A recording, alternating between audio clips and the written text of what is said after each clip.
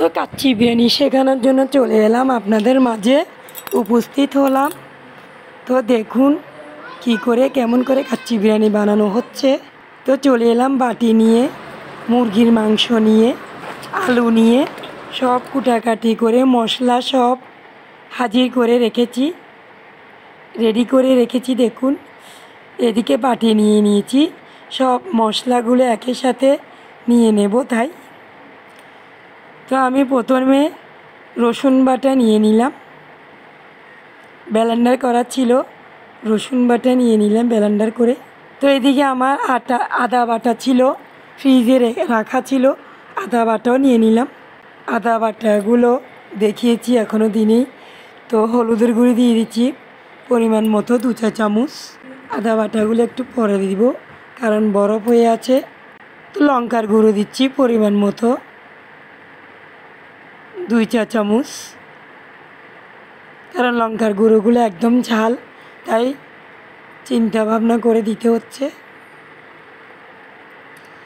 তো লবণ দিয়ে দিচ্ছি পরিমাণ মতো 2 চা চামচ, আরও অল্প দিয়ে দিয়েছি কারণ কাচ্চি বিরিয়ানিতে লবণ কম হলে ভালো লাগবে না। তো জিরে গুঁড়ি দিয়ে দিচ্ছি পরিমাণ মতো 1 চা চামচ। তো মাংসের মশলা এনেছি, মাংসের মশলার গুঁড়ি দিয়ে দিচ্ছি পরিমাণ মতো। এইদিকে আবার স্বাদ অনুযায়ী সুস্বাদু টেস্টিগুলো দিয়ে দিচ্ছি মশলাগুলো। এদিকে স্বাদ হওয়ার জন্য গরম মশলা দিয়ে দিচ্ছি, লং এলাচি দারচিনি, দারচিনি একই সাথে দিয়ে দিলাম। তো অল্প জল ঢেলে দিচ্ছি। আমি তেলুন বসিয়ে দিয়েছি চুলোতে, কারণ কাচ্চি বিরিয়ানি যেহেতু নাড়াচাড়া করতে সুবিধা হবে তাই বড় থেকে তেলুন বসিয়ে দিয়েছি। তো আমি ডালডা ঘি দিয়ে দিচ্ছি, চাইলে আপনারা গাওয়া ঘিও দিতে পারেন। তো আমি আমার পরিমাণ মতো ডালডা ঘি দিয়ে দিয়েছি, নেড়ে চেড়ে গুলিয়ে নিচ্ছি ডালডা ঘিগুলো। আসলে বড় পাতিলে একটু গরম হতে সময় লাগে, তো কোনো সমস্যা নেই, গলে যাবে আস্তে আস্তে। তেজপাতা দিয়ে দিয়েছি, ধুয়ে এনেছি, তেজপাতাগুলো দিয়ে দিলাম।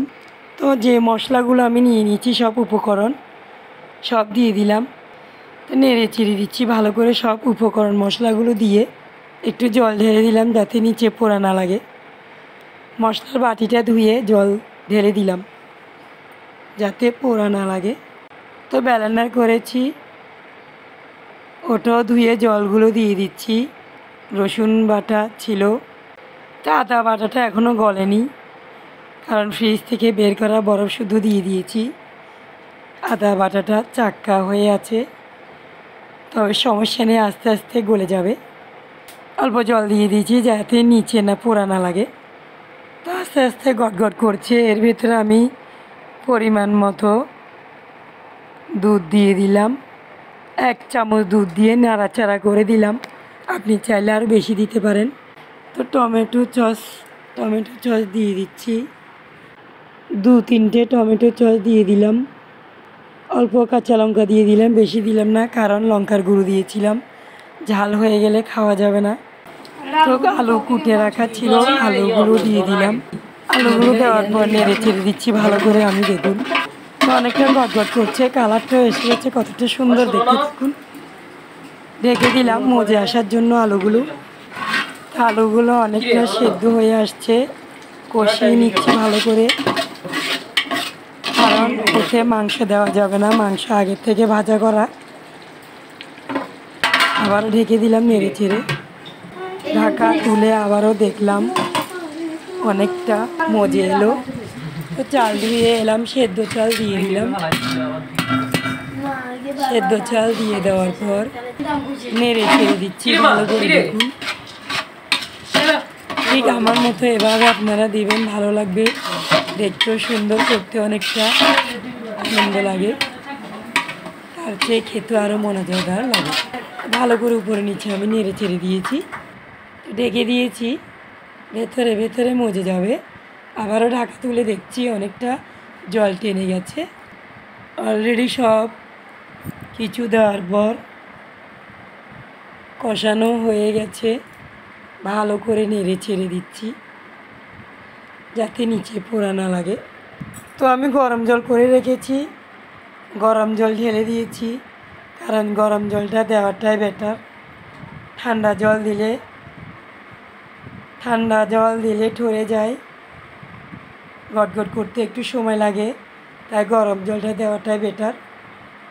সব কাচ্চি বিরিয়ানি, কান্নি বিরিয়ানি সব কিছুতে গরম জল দেওয়াটা ভালো। তো আমি সবসময় এভাবে গরম জল দিয়ে থাকি। আপনারাও ঠিক আমার মতো এভাবেই দিবেন, দেখবেন অনেকটা সুস্বাদু, সুন্দর, মজাদার হবে। পরিমাণ মতো জলটা দেওয়া হচ্ছে, কারণ কম দিলে পুড়ে যাবে, তো নিচে পোড়া লেগে যাবে। আবার বেশি দিলে মোমের মতো গলে যাবে। তো নিয়ম মতো দিতে হয় জল। তো আমি ঢেকে দিচ্ছি, কিছুক্ষণ ঢেকে রাখতে হবে।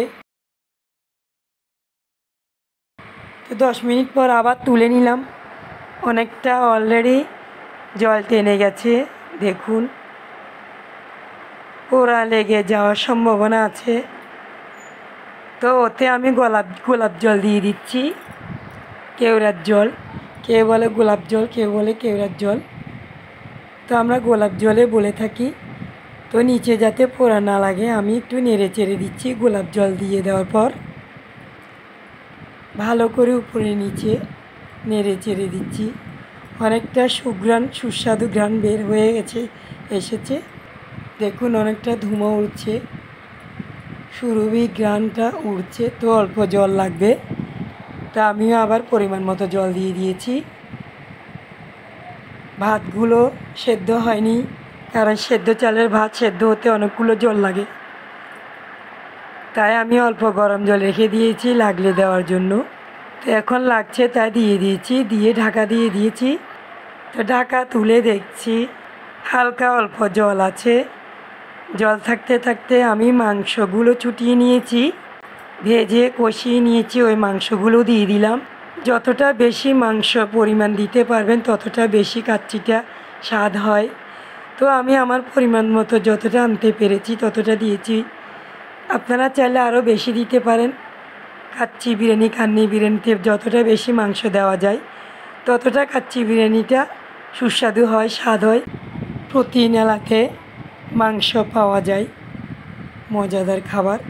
ঢেকে দিলাম আবারও ঢাকা তুলে দেখছি আরও অনেকটা জল টেনে গেছে। খুব কেয়ারিংভাবে নাড়াচাড়া করতে হয়, কেয়ারিংভাবে রান্না করতে হয়, মনোযোগ দিয়ে, নইলে মজাদার হবে না, টেস্টি হবে না, অনেকটা খেতে ভালো লাগবে না। তো আমি আবার ঢাকা তুলে দেখছি অলরেডি একদম হয়ে গেছে। কাচ্চি বিরিয়ানিগুলো একদম ঝরঝরে হয়ে গেছে। তো দেখতে থাকুন আপনারা, ঠিক এভাবে আপনারা রান্না করবেন। পাশে থাকার জন্য ধন্যবাদ বন্ধুরা। লাইক, কমেন্ট, শেয়ার করবেন। তো দেখতে যেমনটা সুন্দর, খেতে অনেকটা মজাদার, অনেকটা সুস্বাদু, কালার এসে গেছে, ঘ্রাণ সুরভি বের হচ্ছে। তো আপনারা ঠিক এভাবে আমার মতো রান্না করবেন, খেতে অনেকটা মজাদার, দেখতে অনেকটা ভালো লাগবে, করতেও অনেকটা আনন্দ লাগবে। আপনারা এভাবে আমার পাশে থাকার জন্য ধন্যবাদ বন্ধুরা। এ হলো আমার আজকের রেসিপি। পরিবেশন করার জন্য আমি নিয়ে নিচ্ছি। দেখুন, আমি পরিবেশন করার জন্য নিয়ে নিয়েছি, কারণ লগে লগে গরম গরম খাওয়াটা অনেকটা মজাদার। তো বন্ধুরা, একটু শেয়ার দেওয়ার অনুরোধ রইল। অনেকটা টেস্টি হয়েছে, মজাদার হয়েছে। আপনারা খেলে বুঝবেন কতটা মজাদার।